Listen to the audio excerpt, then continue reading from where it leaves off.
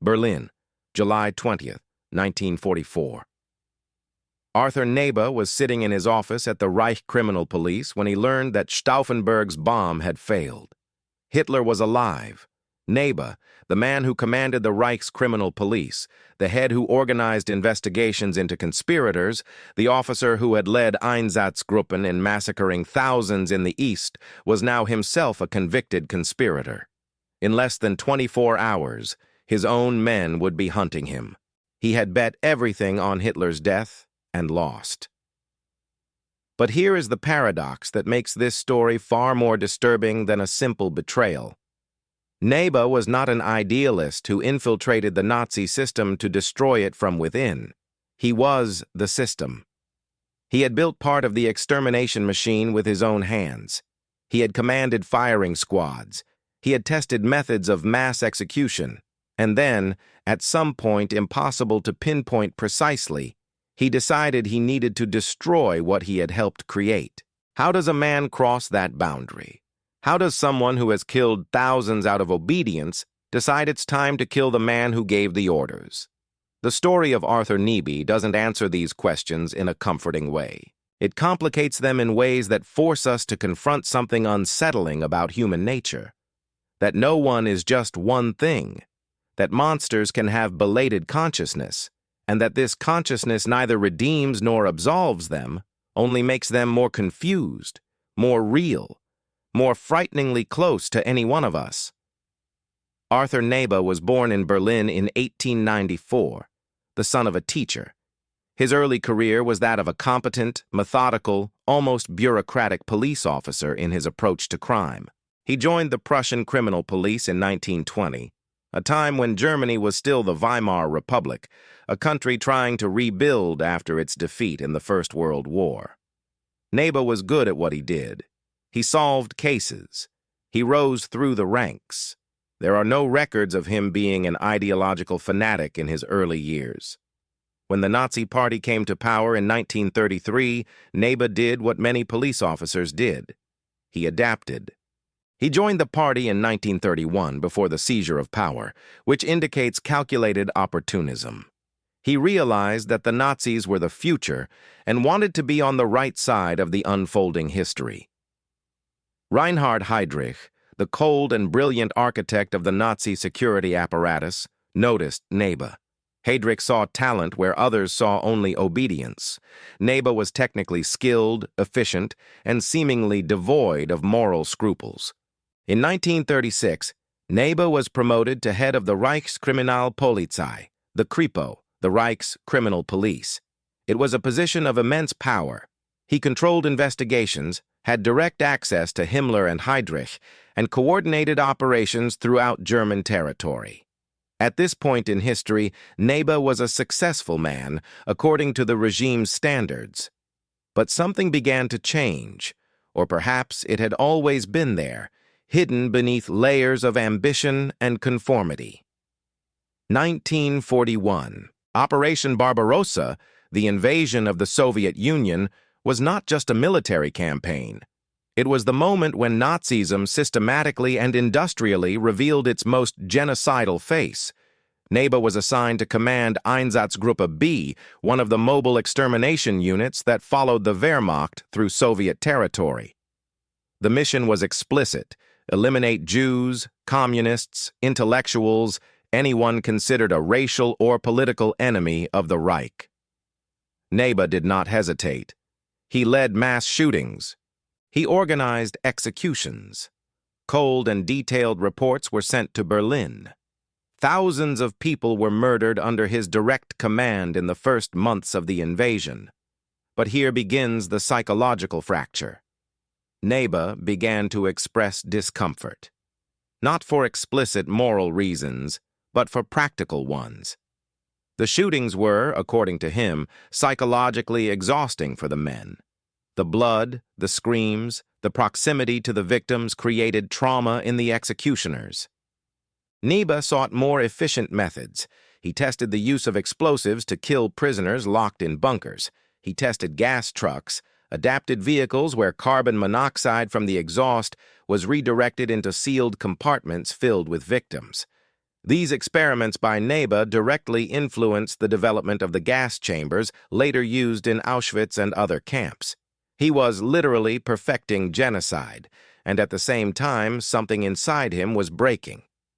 But this rupture was not simple. It wasn't moral in the conventional sense. It was a kind of bureaucratic disillusionment mixed with late visceral horror. Let's return for a moment to the central paradox. Nebe was killing thousands and simultaneously beginning to question the regime. This seems contradictory to the point of incoherence. But human psychology under totalitarianism doesn't work in straight lines. Nebe didn't wake up one day and decide that Nazism was wrong. He slowly realized that the system to which he had completely surrendered was unsustainable, destructive not only to its victims but to Germany itself, and perhaps at some deep level that he himself couldn't articulate, destructive to his own residual humanity. There are reports that Nebe drank heavily during his time in the East, that he suffered from insomnia, that he avoided looking directly at the executions he ordered. These signs don't absolve him. They don't make him any less guilty. But they reveal that the psychological dissociation necessary to function as a mass executioner has an internal cost. And in that cost, in that fracture, something began to germinate that could be called resistance, although the word seems too generous for a man with so much blood on his hands. Now, consider this. If you were in a position like Nebe's, deeply involved in monstrous crimes but beginning to see the insanity of what you were doing, what would you do? Would you continue out of fear? Would you try to leave discreetly? Or would you try, in some impossible way, to compensate for the horror committed with an equally extreme act of redemption?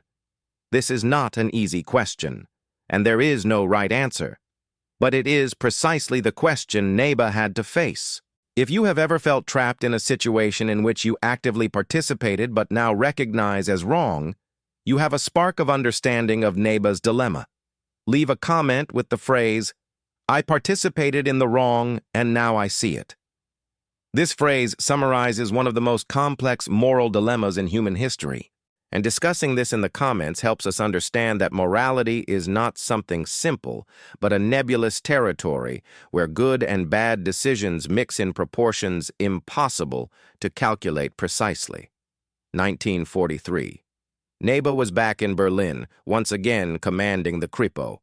Outwardly, he remained a loyal officer, but secretly he was in contact with members of the German resistance. How did this happen? Who recruited him? Or did he seek him out himself? We don't know for sure. Most likely, Hans Bernd Gisevius, an Abwehr officer who was also part of the conspiracy, acted as the link. Gisevius knew Nebe from his time in the police force and was aware of his growing reservations about the regime. The German resistance, centered around figures like Ludwig Beck, Karl Goerdeler, and Claus von Stauffenberg, needed someone within the security apparatus. Nebe was the perfect fit. He had access to information, could warn about investigations, and could discreetly sabotage Gestapo operations. But there was a huge problem. Nebe was not morally trustworthy. He had committed horrific crimes. Even the most idealistic conspirators distrusted him. Was Nebe truly committed to overthrowing Hitler, or merely trying to secure a life insurance policy should the regime fall? This ambiguity has never been fully resolved. And perhaps this is the most disturbing truth. Nebe likely didn't know for sure his own motivations. He was acting from a mixture of repressed guilt, pragmatic disillusionment, fear of German collapse in the war, and possibly a belated desire to do something that could be remembered as redemptive. But is redemption possible for someone who killed thousands? History offers no comfortable answer. July 20th, 1944. Stauffenberg placed the bomb in the conference room of the Führer's headquarters, the Wolf's Lair, in East Prussia. The explosion occurred. Stauffenberg fled, believing Hitler was dead. In Berlin, Operation Valkyrie was launched. Nebe was involved. He was supposed to use his position in the Kripo to arrest SS leaders and consolidate the coup. But then came the news. Hitler had survived. The heavy oak table, the fact that the room had open windows that dissipated the explosion, small coincidences that changed the course of history. The conspiracy began to crumble immediately.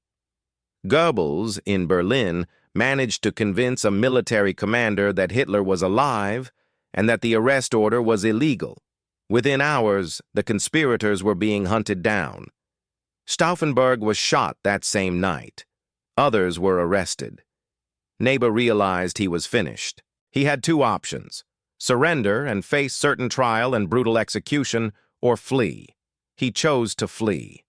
But where does the head of the Reich's Criminal Police flee to when the entire security apparatus is searching for him? Nebe disappeared. He literally vanished from Berlin. That in itself is astonishing. A man so visible, so connected to the regime, managed to evade the Gestapo for months. How? Nebe used his own experience as an investigator against his pursuers. He knew the techniques. He knew how the Gestapo thought.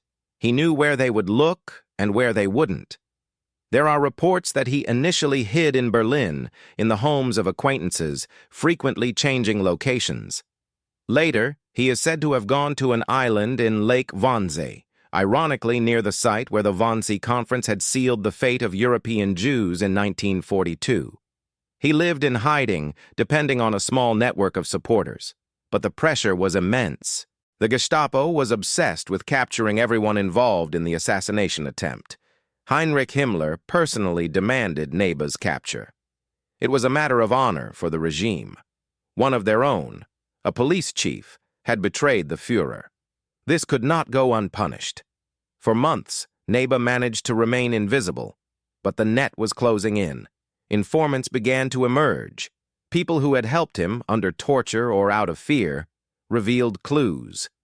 In January of 1945, the Gestapo finally located him. There are different versions of his capture. Some accounts say he was found hiding in a house in Berlin. Others say he tried to escape but was recognized. What is known for sure is that he was arrested. And then the real horror began. Nebe was taken in for interrogation. There are no complete records of what happened in those days, but we know that the regime was using systematic torture against the July conspirators. Nebe, who intimately knew the Gestapo's methods, was now on the other side. What went through his mind as he was interrogated by men who had been his colleagues? As he was tortured by an apparatus he himself had helped to build? There is a kind of terrible poetic justice in this. But there is also something deeply disturbing. Nebe was being destroyed by the machine he himself had fed with victims. He was tried by the Volksgerichtshof, the People's Court, presided over by Roland Freisler, a fanatical judge who turned trials into spectacles of humiliation. Nebe was sentenced to death, but his execution was kept secret for some time.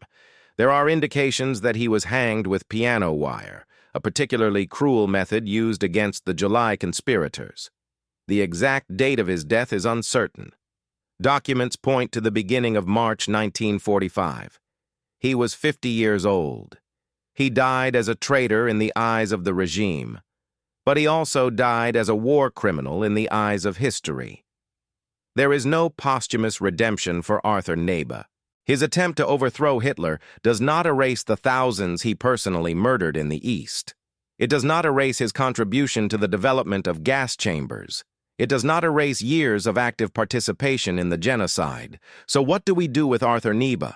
How do we categorize a man like him? History likes simple categories: heroes and villains, resistance fighters and Nazis. But Nebe doesn't fit into any category. He is both at the same time, and that deeply disturbs us because it challenges our need for moral clarity. We want the July conspirators to be pure heroes. We want the perpetrators of the Holocaust to be one-dimensional monsters. Nebe forces us to confront a darker truth, that someone can be both, that a mass murderer can develop a belated conscience, that this conscience can lead to genuine action against evil. and that none of this constitutes redemption, only an additional layer of tragedy and complexity. Nebe's psychology is the psychology of cognitive dissonance taken to the extreme. He had to live with the absolute contradiction between what he had done and what he was trying to do. There is no evidence that he confessed his crimes or expressed explicit remorse. Even in the resistance, he probably saw himself as someone trying to save Germany, not as someone trying to atone for personal guilt. This capacity for rationalization is terrifying. It is the same capacity that allowed ordinary men to become mass murderers, and it is the same capacity that allowed some of these men to eventually turn against the system without ever truly confronting their own guilt. There is a particularly disturbing detail about the Nebe case. During his time in hiding, he reportedly told one of the few friends who helped him that he did not regret participating in the conspiracy, but that he regretted its failure. Not because Hitler deserved to die morally, but because the continuation of the war was destroying Germany. Until the end, Nebe's perspective was pragmatic, not moral. He had not become a humanist. He had become a deserter. And there is an abysmal difference between these two things. A humanist opposes the regime because he recognizes the intrinsic value of all human lives. A deserter opposes it because he realizes the ship is sinking and wants to jump ship before the end. Nebe seems to have been more of a deserter than a humanist. But even this distinction has nuances. Because in the context of Nazism, where loyalty was absolute and desertion was punished with atrocious death, even pragmatic desertion required courage. Nebe knew he would be tortured and killed if captured, and yet he chose to betray. Is this nothing? It's something, but it's not redemption. After the war, as survivors and historians began piecing together the Holocaust puzzle, Arthur Nebe's name surfaced repeatedly. Witnesses who had survived the massacres in the East identified his unit. Documents revealed his role in developing methods of extermination. Nebe was posthumously convicted as a war criminal, but his participation in the July plot was also acknowledged. He is mentioned in memorials to the German resistance. His name is on lists of conspirators, and this generates a permanent unease. Should a mass murderer be honored as a resistance fighter? There is no consensus. Some argue that his attempt to kill Hitler, regardless of motivations, was an act of resistance that should be recognized. Others argue that honoring Nebe is obscene, a betrayal of his victims. Both are right. This is the irresolvable tension at the heart of his story. Arthur Nebe is a reminder that history is not clean, because real people are messy, contradictory, capable of great evil and small gestures that can be interpreted as good, all mixed together in ways that resist simplification. There is one last layer that needs to be explored. What does Nebe's story tell us about ourselves? It's easy to look at Nazism from afar and believe we would be different, that we would resist from the start, that we would never participate in atrocities. But the statistical truth is devastating. Most people, in most situations, obey. Most adapt. Most rationalize. Nebe wasn't a psychopath from birth. He was a competent police officer who made progressive choices to accommodate evil until he was so entangled in it that getting out seemed impossible. And then, belatedly, he tried to get out anyway. Most people who go down that path never try to get out. Nebe tried. Too late, with his hands stained with blood he could never wash, for reasons that were never entirely pure. But he tried. That doesn't redeem him. But it poses a question. If someone who participated in evil tries to fight it belatedly, do we reject that attempt because it comes from stained hands, or do we recognize it as evidence that even in extreme situations, choices still exist? There is no easy answer. Accepting Nebe's participation in the resistance seems to betray his victims. Rejecting his attempt entirely seems to deny the true moral complexity of the situation. The uncomfortable truth is that we need to be able to hold on to two contradictory ideas at the same time. Arthur Nebe was a war criminal responsible for thousands of deaths. And Arthur Nebe was a conspirator who tried to kill Hitler and paid with his life. Both statements are true. Both need to be remembered. To ignore the first would be dishonest to history and to the victims. To ignore the second would be to simplify the reality of the German resistance, which included morally compromised people trying, belatedly, to correct some of the horror to which they had contributed. Nebe's legacy is therefore twofold and permanently stained. He cannot be a hero, but he cannot be just a villain either. He is something more disturbing, a real human being who made terrible choices and then tried to undo them in an equally terrible and unsuccessful way. And perhaps that is the most important lesson, that evil is not always external, always monstrous, always easy to identify. Sometimes, evil is built step by ordinary people trying to survive and thrive in sick systems. And recognizing this is not excusing it, but understanding how to prevent it. You've just traversed one of the most morally complex stories of World War II, the story of a man who killed thousands and then tried to kill the man who gave the orders. Here on this channel, we explore these contradictions because we believe that understanding the real story, with all its grime and ambiguity, is more important than consuming simplified versions. If you feel that stories like this, which don't offer easy answers but ask difficult questions, are important, subscribe to the channel and leave a like. We don't do this to comfort you. We do it so that you leave here thinking. And for those who think, history is never just the past. It's a disturbing mirror of what we are still capable of becoming.